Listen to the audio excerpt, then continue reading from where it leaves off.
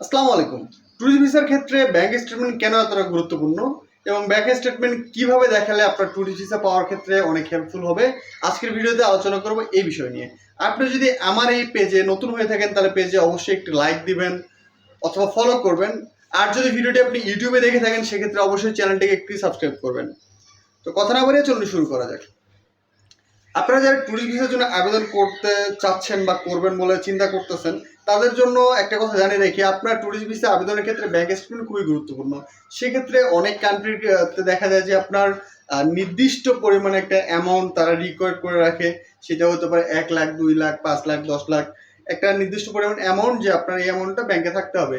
আবার উন্নত বিশ্বের কিছু কিছু দেশ আছে যে দেশগুলোতে আপনার ব্যাংক স্টেটমেন্টে যেমন তারা হচ্ছে টাকার পরিমাণ দেখে, এর পাশাপাশি আপনি কতটা আর্থিকভাবে সচ্ছল এই বিষয়টা পর্যালোচনা করার জন্য তারা আপনার ব্যাংক স্টেটমেন্টটিকে দেখে থাকে।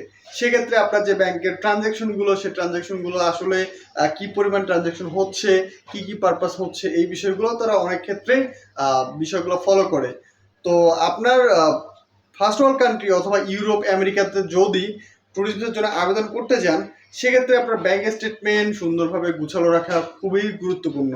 এছাড়া আপনার পেশা যদি ব্যবসা হয়ে থাকে সেক্ষেত্রে অবশ্যই আপনাকে আপনার যে কারেন্ট অ্যাকাউন্ট আছে সেই কারেন্ট অ্যাকাউন্টের স্টেটমেন্টটাও সাবমিট করতে হবে।